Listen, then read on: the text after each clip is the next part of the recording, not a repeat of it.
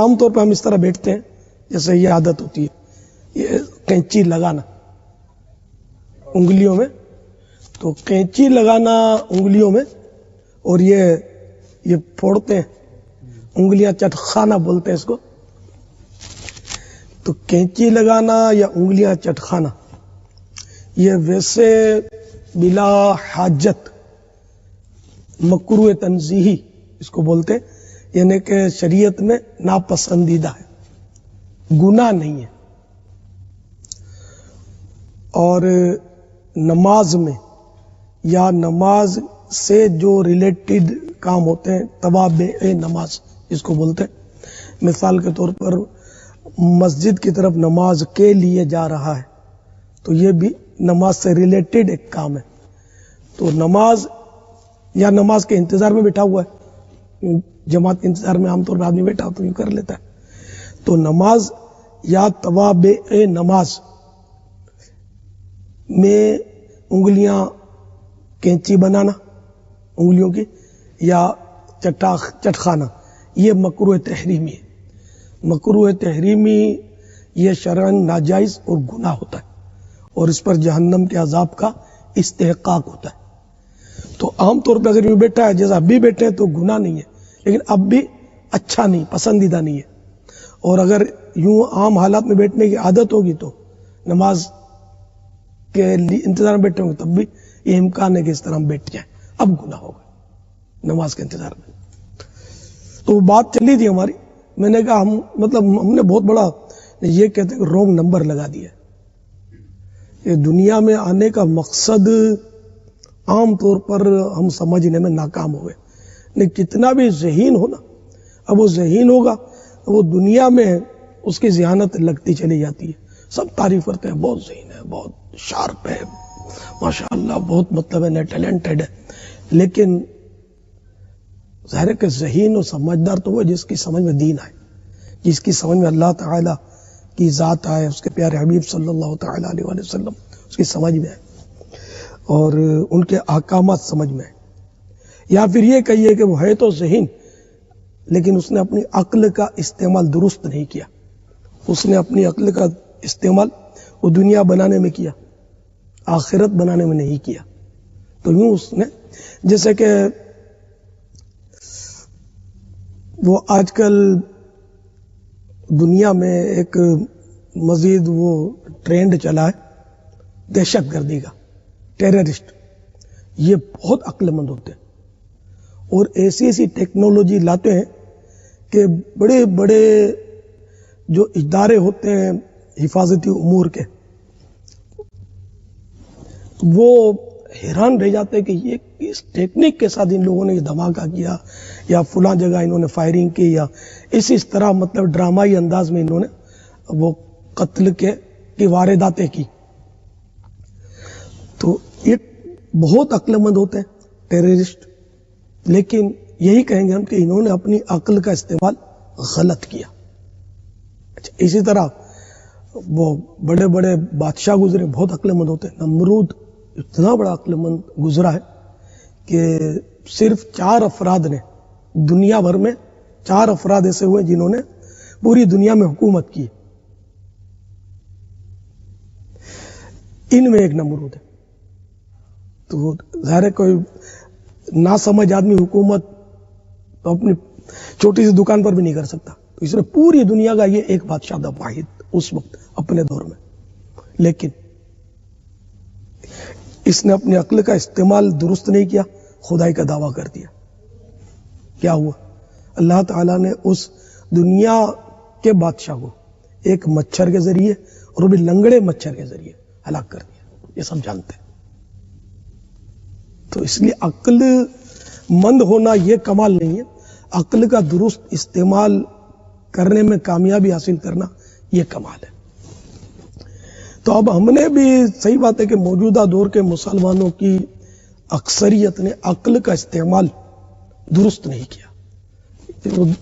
دنیا کی مطلب ایجوکیشن ہی کی طرف رخ رہا، دنیا کی اسناد ڈگریز جمع کرنے کی طرف ہی رجحان رہا.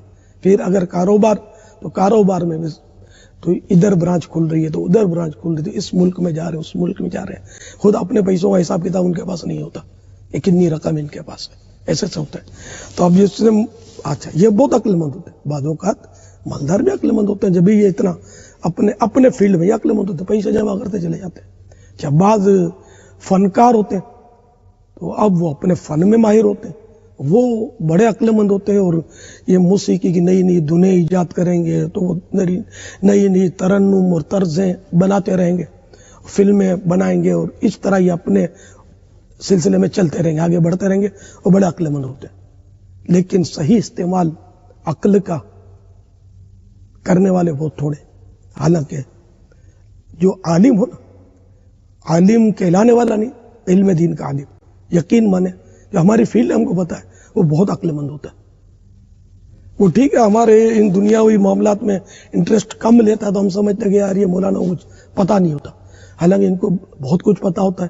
یہی تو ہے کہ جو علم دین سے مالا مال ہے اس کے منہ پر، اس کی زبان پر شرافت کی لگام ہوتی ہے، تو ہمیں لگتا ہے کہ یہ بیچارے ایسے ہی بس مسجدوں میں پڑے رہتے ہیں، کیا یار دنیا کی ان کو سدھ نہیں ہے۔ اچھا عالم، اچھا مفتی اس سے بھی زیادہ عقل مند ہوتا ہے۔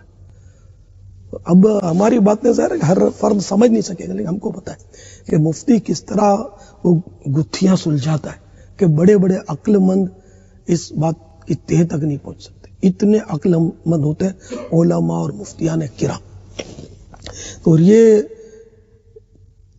اپنی عقل کا درست استعمال کر کے یہ کامیاب ہو جاتے ہیں، بعض اوقات اس میں بھی پھسل جاتے ہیں اور بدعقیدگی کے جراثیم ان کو لگ جاتے ہیں، اور اس طرح وہ بعض اوقات گمراہ بھی ہو جاتے ہیں۔ تو جو علماء حق ہے صحیح معنوں میں، انہوں نے عقل کا استعمال کیا اور اپنی آخرت کی بہتریاں جمع کی۔ تو عرض کرنا یہ چاہتا تھا کہ ہم نے اپنی زندگی کا مقصد سمجھنے میں کافی یعنی کہ غلطیاں کی، اور اللہ تعالیٰ نے صحت دی، ہمیں عقل دی، شعور دیا، اس کا استعمال ہم نے صرف دنیا بنانے کی حد تک رکھا، آخرت کے لیے کوئی مطلب ہے کہ ہمارے پاس سلسلہ نہیں، ہمارے پاس ٹائم نہیں، دنیا کی مصروفیت اتنی ہے۔ اچھا دل پر اس قدر زنگ چڑھا ہوا ہے کہ عبادت میں قطعاً دل نہیں لگتا، نماز پڑھتے بھی ہیں تو بالکل بےدلی کے ساتھ، حالانکہ گناہ برو کوئی سلسلہ ہو اس کو اگر دیکھنا یا اس کے ساتھ کوئی ڈسکس کرنی ہے تو ہماری کئی گھنٹے نکل جاتے، ہم کو پتہ بھی نہیں چلتا ہے، بہت ٹائم ہو گیا یار، پتہ ہی نہیں چلا، اتنی دلچسپ تو کیا دل کا زنگ ہے جس کا ہم کو احساس نہیں ہے۔ اس کو یوں کہہ لیجیے کہ ہم کو قبض لگا ہوا ہے۔ قبض ایک تو مشہور ہے نا، پیٹ کا قبض، ایک دوسرا قبض ہوتا ہے تصوف کے معنی میں، جو تو وہ یہی کہ عبادت میں دل نہیں لگتا، ریاضت میں دل نہیں لگتا، تلاوت میں دل نہیں لگتا، قرآن کریم کھول کر دیکھنے کو جی ہی نہیں چاہتا، کہیں اس طرح کی باتیں ہوتی ہوں تو وہاں جانے کو جی نہیں چاہتا، کبھی اگر چلے گئے اور اس طرح کی باتیں شروع ہو گئی تو بس ایسا لگتا ہے کہ یار کہاں پھنس گئے یار، کب یار یہاں سے نکلے، کب اب یہاں سے کب چھوٹ کر جائیں یار، صبح کام پر جانا ہے، یہ کرنا، وہ انتظار کر رہا ہے، یہ انتظار کر رہا ہے، اور اگر کسی فنکشن میں چلے جائیں اور ڈانس ہو رہا اور کہہ لگ رہے ہو تو شاید ہو سکتا ہے کہ وہ یوں لگتا ہو کہ رات چھوٹی ہے، رات بہت چھوٹی ہو گئی ہے، بہت جلدی ٹائم پاس ہو گیا۔ تو یہ کہ ہم لوگوں کو اس طرح کا یہ قبض لگا ہوا ہے کہ عبادت ہم کو گویا سمجھانے کے لذکر کہ ہم کو ہضم نہیں ہوتی ہے، ہم کو گناہ فوراً ہضم ہو جاتے ہیں، گناہ کے لیے ہضمہ ہمارا کبھی ہے، نیکیوں کے لیے بالکل نہیں، نیکی میں دل لگتا نہیں۔ تو زندگی کا مقصد بس اللہ کرے ہم سمجھ جائیں کہ جو روز دنیا سے جا رہے ہیں نا، یہ سب مبلغ ہیں، ہر جنازہ ہمارے لیے مبلغ کی حیثیت رکھتا ہے، ہم سمجھتے نہیں ہیں، یہ چلا گیا تو ہم یہ نہیں سمجھتے کہ ہمیں بھی جانا ہے۔ ہم اگر جنازے میں چلے گئے تب بھی میں نے دیکھا گھڑی دیکھتے ہیں کہ یار کب یہ فارغ کب ہوں گے، جلدی اس کو پھوٹتا ہوں، حالانکہ اپنی باری آنے والی ہے۔ جنازہ آگے آگے کہہ رہا ہے، اے جہاں والو میرے پیچھے چلے آؤ، تمہارا رہنما میں ہوں۔ اس طرح مجھے لے کے چلے ہو نا، خوش فہمی میں مت رہنا، عنقریب تمہیں بھی اٹھا کر لائیں گے۔ اور مجھے تو پھر بھی خوش نصیبی ہے کہ اٹھا کر لے جا رہے، تمہیں پتہ نہیں کہ مار کے نہ پھینکتے، جیسے ہمارے ملک میں تو مار کے کہاں کا پھینک آتے، بعض اوقات گندے نالوں میں پھینک آتے، اٹھا کے لے جاتے ہیں، اغوا کر جاتے ہیں، انتظار کر رہے ہوتے ہیں ماں باپ، میرا لال 10 سال ہو گئے، کوئی بولتا ہے 20 سال ہو گئے، ہمارا بیٹا گیا تھا ابھی تک آیا نہیں، کوئی اطلاع نہیں کہا ہے، اب بیچارہ مر کے پتہ نہیں اس کی کیا کیا ہو گیا، کچھ پتہ ہی نہیں چلتا۔ تو ہمارے مطلب یہ نہیں کہ جب تک ہمیں کچھ نہیں ہوتا نا، ہمیں عبرت نہیں ہوتی، اور اب موت آ گئی تو پھر ایک ہی بار آنی ہے، بار بار تو آئے گی نہیں، پھر بس جو ہوگا سو، پھر قبر میں ہمارے ساتھ کیا گزرے گی، اس کا ہم کو بالکل کہ تصور نہیں ہے، ہم سوچتے نہیں ہیں، ورنہ یقین مانے کہ زندگی کی جتنی آسائش ہے نا دنیا میں، یہ سب قبر میں بہت آڑے آئیں گی، اتنی آڑے آئیں گی، اتنی آڑے آئیں گی کہ جیسے کہ کسی کو اپنی کار عزیز ہے نا، کار، تو وہ کار بھی قبر میں آ کر اس کے لیے ایک صدمے کا باعث ہوگی، اس کو یاد آئے گی ہر چیز، بچہ، چھوٹا بچہ عزیز ہے تو وہ یاد آئے گا، کاروبار یاد آئے گا، سب کچھ، کیونکہ قبر میں تشویش کی بات یہ کہ عقل سلامت رہے گی، مرنے کے بعد بندہ بظاہر بے حس بے حرکت ہو جاتا ہے، لیکن اس کی عقل برابر کام کر رہی ہوتی ہے، کون آ رہا ہے کون جا رہا ہے پہچانتا ہے، وہ اس کو غسل دیا جا رہا ہے، اس کو کفن پہنایا جا رہا ہے، اس کو اٹھایا جا رہا ہے، نماز جنازہ کے لیے لے جائے، سب اس کو پتہ ہے، قبر میں اتار رہے ہیں، مٹیاں ڈال رہے ہیں، یہ سب وہ مردہ نوٹ کر رہا ہے، سب پتہ چل رہا ہے۔ اگر عقل سلامت نہ ہوتی تو ثواب عذاب کی جو ہمارے یہاں تصور اسلام نے دیا جو 100% حق ہے، ایسا ہی تو اگر عقل ہی نہ ہوتی اور مر کر غیر مسلموں کے کانسیپٹ کے مطابق بالکل ختم ہو گیا، کچھ بھی نہیں، تو پھر یہ ثواب اور عذاب کا کوئی ہے ہی نہیں، ضرورت ہی نہیں اس کی، اس کو مارو کاٹو قیمہ کرو، اس کو کچھ بھی نہیں ہوگا، تو وہ مردے کے ساتھ جو ہو رہا پھر کچھ بھی نہیں، اس کو سب پتہ چلتا ہے۔ بال بھی توڑیں گے مردے کا، یہ منع ہے، باہر شریعت میں لکھا منع ہے بال توڑنا، کیونکہ اس کو تکلیف ہوتی ہے، بال بھی توڑیں گے تو اس کو پانی بھی جس میں غسل دینا نیم گرم ہو، زیادہ گرم پانی ڈالیں گے اس کو تکلیف ہوگی، جیسے زندہ انسان کو تکلیف ہوتی ہے، تو یہ حدیثوں میں یہ مضامین موجود ہیں کہ جس طرح زندہ انسان کو تکلیف ہوتی ہے جن چیزوں سے، انہی چیزوں سے مردہ کو بھی تکلیف ہوتی ہے، جانور کو نہیں، انسان کے لیے۔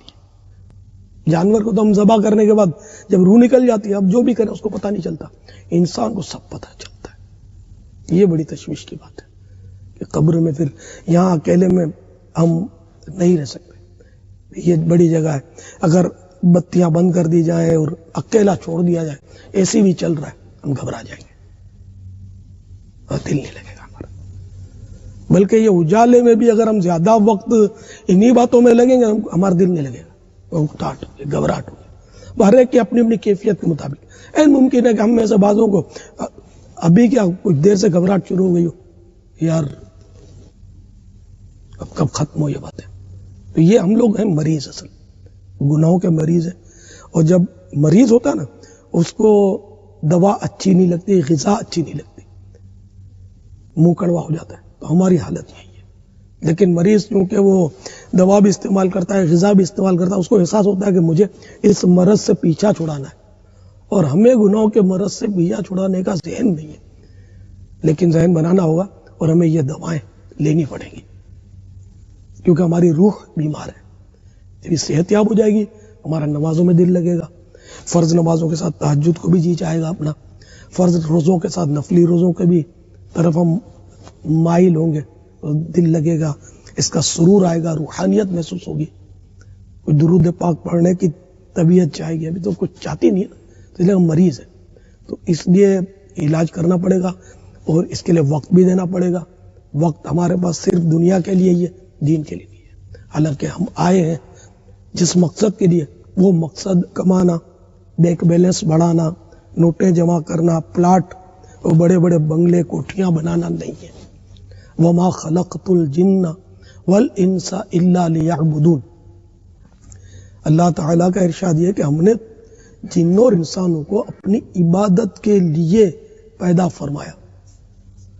اب یہ کہ میں اپنے نفس کی خاطر یہ بول دوں کہ ہاں بھائی میں عبادت ہی تو کر رہا ہوں، روزی کمانا بھی عبادت ہے، ٹھیک ہے عبادت ہے، کتنی کمانا عبادت ہے، یہ کوٹیاں بنا لینا عبادت ہے کیا؟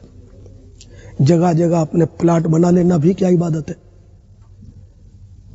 اور پھر حلال حرام کی تمیز اٹھا کر صرف رقم اکٹھی کرتا ہی رہنا عبادت ہے؟ کیا یہ عبادت ہے؟ آخر کچھ تو ہوگا. طلب الحلال واجب علی کل مسلم، حلال طلب کرنا ہر مسلمان پر واجب. آخر کتنا واجب کی کوئی اس کی حد بندی تو ہوگی نا. ہم جس کو کہیں وہ واجب، ظاہر ہے کہ جتنا ضرورت ہے اتنا آدمی کمائے، حلال کمائے، بال بچوں کے لیے بے شک کمائے، والدین کی خدمت کے لیے کمائے، پڑوسیوں کی خدمت کرنا چاہتا ہے بے شک اس کے لیے بھی کمائے، غریبوں کی امداد کرے اس کے لیے کمائے. لیکن جس طرح ہم کما رہے ہیں نا، جو انداز ہے، یہ آپ سب سمجھتے ہیں، مجھ سے زیادہ سمجھتے ہیں. کیا یہ واجب ہے؟ کیا اس کی پذیرائی ہے؟ اس کی کوئی پذیرائی نہیں. قرآن کریم میں واضح طور پر ارشاد ہوا الہاکم التکاثر حتی زرتم المقابر، مال کی زیادہ طلبی نے تمہیں غافل رکھا، حتی زرتم المقابر، یہاں تک کہ تم نے قبروں کا منہ دیکھا. اور اپنے مشاہدات بھی تو ہیں، دیکھ ہی رہے ہیں کہ بڑے بڑے سرمایہ دار، بڑے بڑے مالدار، ارباب اقتدار یوں دیکھتے ہی دیکھتے دنیا سے چلے جاتے. کتنے آئے اور کتنے چلے گئے، ہم کب تک رہیں؟ اچھا ہم بوڑھے ہو کر مریں گے تو یہ بھی ضروری نہیں ہے. جوان زیادہ مر رہے، بوڑھاپے پر تو کوئی پہنچتا. اب جیسے ہم اتنے یہ 10 15 20 جو بھی جمع ہوئے تو بوڑھے کتنے؟ ایک میں ہوں یا ایک اور وہ بوڑھے ہیں، باقی تو سب جوان ہیں آپ لوگ. تو بوڑھاپے کی منزل پر تو کوئی پہنچتا ہے. اس سے پہلے ہی کئی ایسی وہ دشوار گزار گھاٹیاں آتی ہیں، اور مطلب کسی کو گاڑی کی ٹکر لگتی ہے وہ قبر میں گڑ جاتا ہے، اور کسی کو کوئی ہمارے ملک میں تو گولی مار دیتا ہے، تو دھماکہ ہو جاتا ہے. یا سوئمنگ کا شوق ہے تو اب گرمی آ گئی تو اب یہ بیچارے جن کی یہ باریاں ہوں گی اب ان کی خبریں آئیں گی، وہ فلاں نہر میں ڈوب گیا تو فلاں وہ سمندر میں تیرنے گیا تو وہ ڈوب گیا، تو فلاں اس کو بچانے گیا تو وہ بھی ساتھ میں ڈوب گیا. یا اب یہ خبریں شروع ہو جائیں گی گرمیوں میں. تو جوان اچھا کوئی بوڑھے آدمی تو نہیں تیراکی کرتے یا سوئمنگ کرتے، جوان ہی تو کر رہے ہوتے. اسی طرح رف ڈرائیونگ بڈھے تو نہیں کرتے، جوان ہی تو سب کر رہے ہوتے. اسکوٹر اپنے بھگاتے ہیں، تاڑ کر کے بیچارے ٹکراتے ہیں، خود بھی جاتے ہیں، دوسروں کے بعد اوقات لے کے جاتے ہیں، یا پھر کیا کومے میں آ جاتے ہیں، پھر ایک عرصے تک کومے میں رہ کر پھر ہوش آتا ہی نہیں ہے، دم ٹوٹ جاتا ہے. یہ بھی ہوتا ہے. طرح طرح کی مطلب اموات کے جو سلسلے ہیں، امراض، شرابی جو ہوتے ہیں تو پھر ان بیچاروں کا بانڈا پھوٹتا ہے کہ وہ زہریلی شراب پی تو اس میں اتنے مر گئے، اتنے معذور ہو گئے، معاذ اللہ. کتنی بری موت ہے یہ. تو طرح طرح سے مطلب نوجوان ہی مطلب مرتے چلے جا رہے ہیں، بڑھاپے تک پہنچنے والے کی تعداد کم. اگر ہم سروے بھی کریں گے نا تو میرے خیال میں کوئی 2-1% ہی نکلیں گے معاشرے میں بوڑھے، تقریباً جوان، اکثریت غالب اکثریت جوان یا بچے. بوڑھا ہوتا ہی کوئی نہیں، بہت کم ہو رہے. اب مطلب کم سے کم ہوتے جا رہے ہیں بوڑھے. تو بہرحال یہ کہ بوڑھا بھی ہو گیا تو مرنا تو ہے نا. سیدنا موسیٰ کلیم اللہ علیہ نبینا علیہ الصلوۃ والسلام کے پاس ملک الموت آئے. کیسے آنا ہوا؟ آپ کی روح قبض کرنے کے لیے آئے ہوں. تو آپ نے، آپ کا جلال مشہور ہے، تھپڑ عنایت فرمایا. تو خیر بارگاہ خداوندی میں حاضر ہوئے. بات تو اللہ تو سب دیکھ رہا ہے. تو کہا جاؤ تم کہو ان سے کہ بیل کے اوپر ہاتھ رکھو، گائے پر یا بیل پر، اور جتنے بال تمہارے ہاتھ کے نیچے آئیں گے ہم تمہاری اتنی عمر بڑھا دیں گے. تو یہ آئے اور اس طرح آپ کر لیں. تو موسیٰ علیہ السلام نے فرمایا کہ اس کے بعد کیا ہوگا؟ ملک الموت نے ارشاد فرمایا کہ موت. اچھا تو جب موت آنی ہے تو ابھی لے لو مجھے. تو یوں آپ وہ تشریف لے گئے. تو یہ انبیاء کرام کی شان ہے، اپنی ان کا انداز تھا. بہرحال یہ کہ موت برحق ہے، یقینی ہے. جس کا دہریے جو ہے خدا کا انکار کرتے ہیں وہ بھی موت کا انکار نہیں کرتے. اپنا کو بھی ان کا تصور ہو اس کے مطابق یہ سمجھتے ہیں کہ ایک ایکسپائرڈ ڈیٹ سب کے لیے ختم ہو جاتا ہے، پھر بے حس و حرکت ہو جاتا ہے، گل سڑ جاتا ہے، خلاص ہو جاتا ہے. ہمیں جو اسلام نے تصور دیا وہ وہی درست ہے. اس میں کوئی سوچنے والی بات ہی نہیں ہے. مسلمان اور مسلمان کی جو شان ہے یؤمنون بالغیب، غیب پر ایمان رکھتا ہے. بھلے ہم کو نہیں پتا کہ قبر میں کیا ہو رہا ہے، لیکن جو قرآن و حدیث نے بتایا وہ صحیح ہے، جو ہو رہا ہے ہم نظر نہیں آ رہی. جیسے کہ بندہ سویا ہوا ہے، دو سوئے ہوئے، ایک خواب میں کسی باغ میں سیر کر رہا ہے، تفریح کر رہا ہے، ایک سویا ہوا ہے اس کے قریب، وہ خواب میں دشمن نے اس کو پکڑا اور مار رہا ہے. یہ کہہ لگا رہا ہے، یہ چیخے مار رہا ہے، رو رہا ہے. لیکن تیسرا جو جاگ رہا ہے اس کو پتہ نہیں کہ دونوں کیا کر رہے ہیں.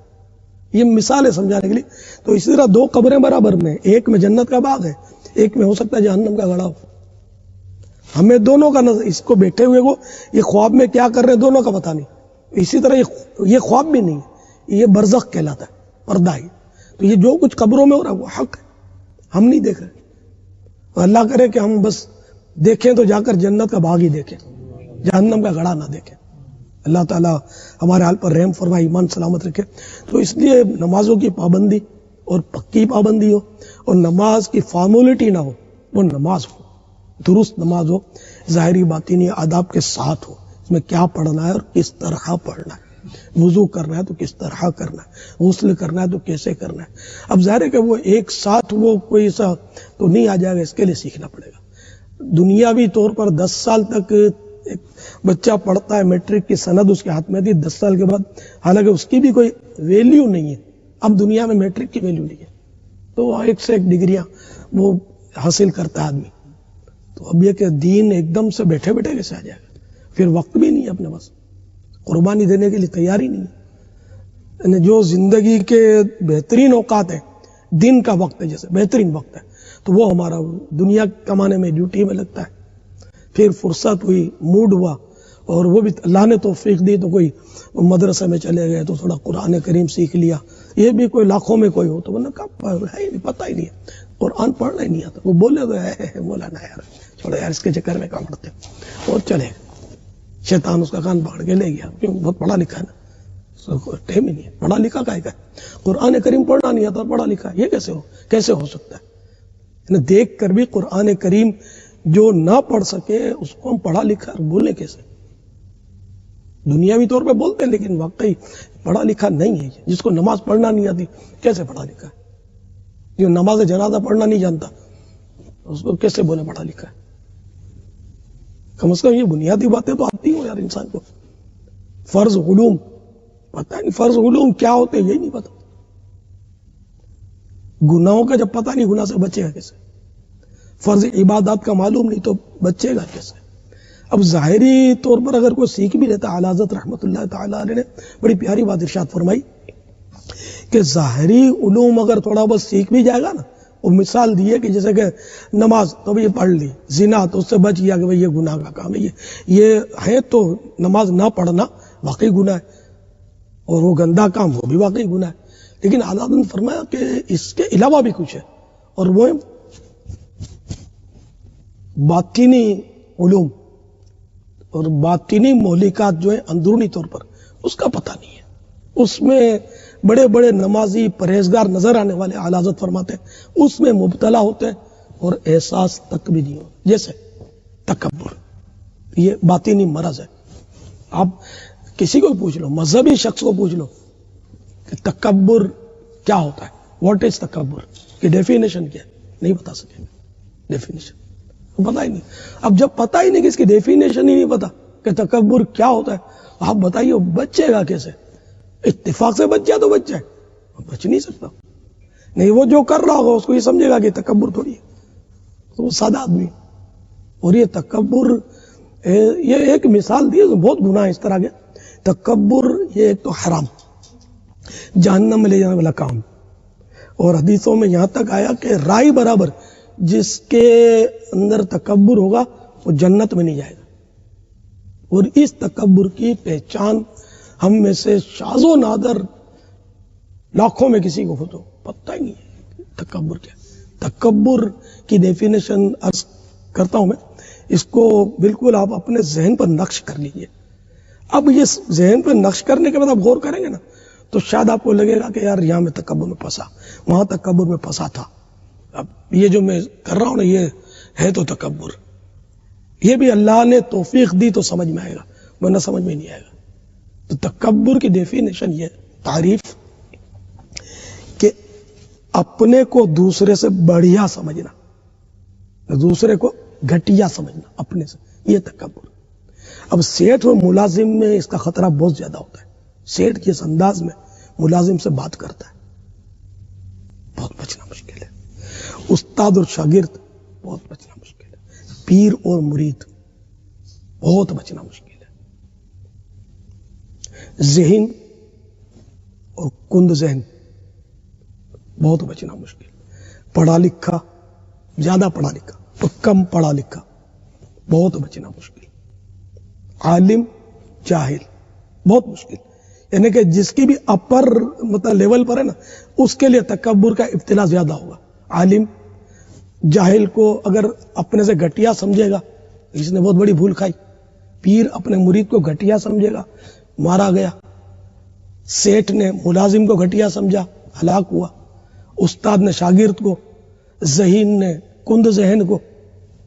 اگر یہ ہے اس میں ہلاکتیں بہت ہیں، بہت ہلاکتیں بہت. یعنی کہ ذہن کو بنانا ہوگا، بہت سمجھانا ہوگا. اور اس کا یعنی کہ نسخہ یہ کہ ٹھیک ہے کہ آپ ذہین ہیں، میں کند ذہن ہوں، آپ کے ذہن میں گیا ہے، یہ بہت خطرناک ہے. نے مجھے حقیر سمجھا تو گئے کام سے. تو آپ کو یہ ذہن بنانا ہے کہ یار ٹھیک ہے، بظاہر میں پڑھا لکھا زیادہ صحیح، تو اللہ کی بارگاہ میں کس کا کیا مقام ہے، اس پہ پردہ پڑا ہوا ہے. مجھے تو نہیں پتا. تو کیا پتا کہ یار اللہ کی بارگاہ میں جس کو میں ان پڑھ سمجھتا ہوں، اس کا بہت بڑا مقام ہو سکتا ہے کہ اس کے لیے یہ طے ہو گیا ہو کہ یہ بے حساب جنت میں جائے گا اور میں لٹک جاؤں گا. تو یہ ہر مسلمان کو، اگر آدمی بھلے سیٹھ ہو، نوکر ہو، پیر ہو، مرید ہو، سب بڑے جو بھی بڑے ہیں نا، وہ اپنے چھوٹے کے بارے میں یہ تصور رکھیں کہ اللہ تعالیٰ کی خفیہ تدبیر مجھے تو نہیں پتا میرے بارے میں کیا ہے.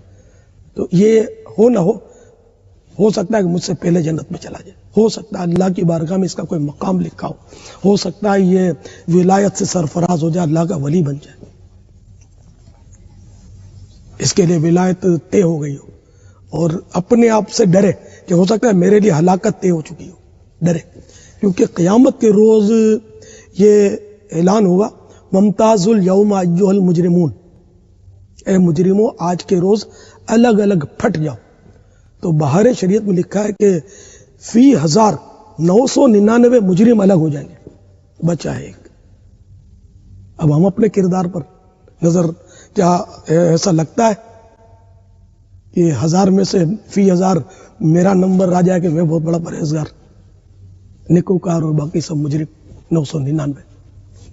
یہ سب ایسی باتیں ہیں کہ جو اللہ کا خوف دلوں میں پیدا کرنے کے اسباب فراہم کرتی ہیں. یہ باتیں اس طرح کی سوچ کب بنے گی؟ جب اس طرح کی گیدرنگ ہوگی، اس طرح کی صحبتیں ہوں گی. لیکن صحبتیں نہیں ہیں.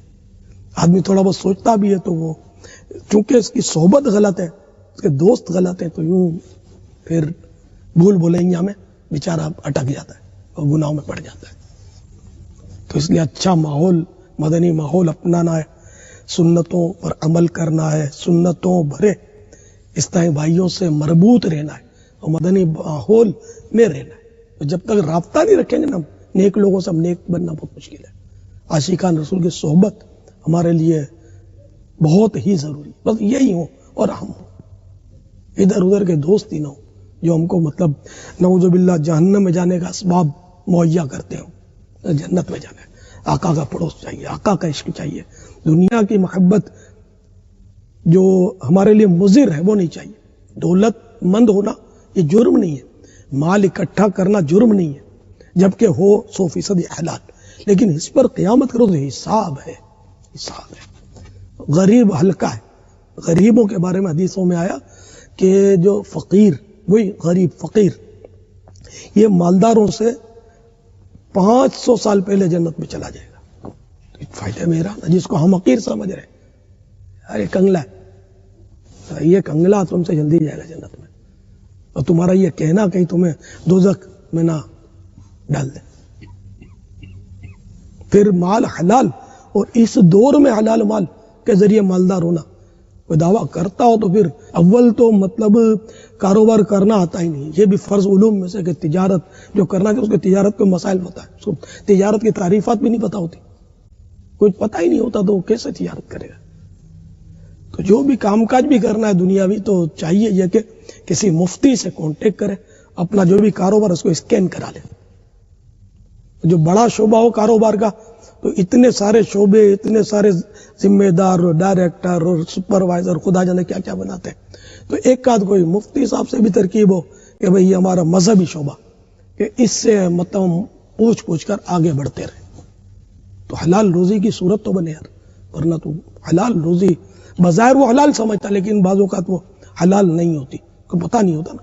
جیسے سودے مطلب وہ غلط انداز میں کر جاتا ہے کہ وہ سودے فاسد ہوتے، بے فاسد ہوتی ہے، اور بعض اوقات وہ سود ہوتا ہے اس کو پتہ نہیں ہوتا لیکن وہ ہوتا سود ہے، وہ سود میں پڑ جاتا ہے. رشوتیں بھی اتنی عام ہیں کہ پتہ نہیں ہوتا کہ رشوتیں، بعض اوقات یہ رشوت ہو جاتی ہے.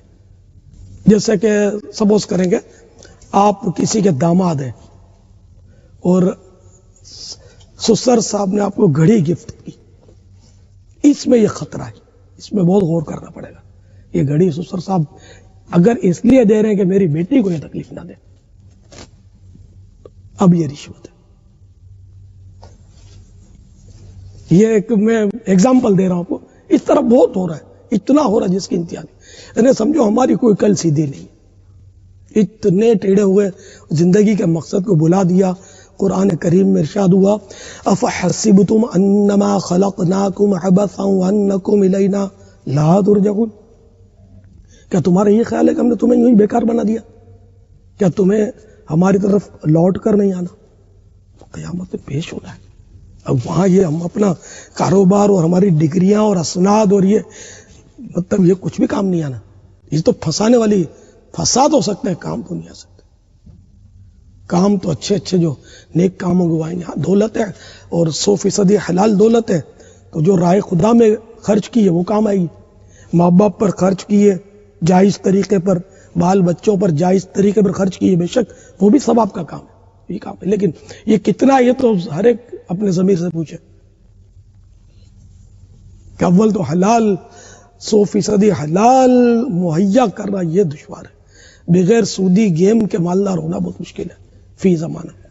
اب سود کے ذریعے آپ بولو کہ میں بہت احتیاط کرتا ہوں، خاک احتیاط کرتے ہو پہلے تم نے مطلب بنیادی سود کی لون لے کر ڈالی اپنی فیکٹری کی یا اپنے کاروبار کی، اب بچ کر جاؤ گے. اور یہ دنیا کا یعنی ایسا مردود نظام ہے کہ دنیا کا شاید کوئی ملک اس سے بچا ہو. سود سے تو میری معلومات میں نہیں ہے کوئی بچا ہوا ملک، ہر جگہ سود ہے. کتنا ناسور ہے. تو آج تباہی بھی تو ہے نا. آج ہماری کروڑوں آبادی ہے لیکن ہم غیر مسلموں کے ماتحت ہیں. ایک وقت تھا کہ ہم اوپر تھے، اب مغلوب ہو گئے، ہم ماتحت ہیں، اپنی مرضی کا کچھ بھی نہیں کر سکتے. نہیں ایسی حالت ہو گئی کہ جہاں اسلام کے نام پر جو حساب کتاب ہوتا ہے نا، وہاں بھی اسلام کا نام لینا بعض صورتوں میں جرم ہوتا ہے. عجیب و غریب حالات ہو گئے. مسلمانوں کے حالات بہت ہیں. اللہ کرے کہ ہم صحیح ہو جائیں. اللہ تعالیٰ ہمیں زندگی کا مقصد سمجھنے کی سعادت بخشے، ہمیں نیک بنا دے، ہم سے ہمیشہ کے لیے راضی ہو جائے. آمین. بجاہ نبی صلی اللہ تعالی علیہ وسلم. صلو علی الحبیب صلی اللہ تعالی علی محمد. صلو علی الحبیب صلی اللہ تعالی علی محمد. مجھے اپنی اور ساری دنیا کے لوگوں کی اصلاح کی کوشش کرنی ہے.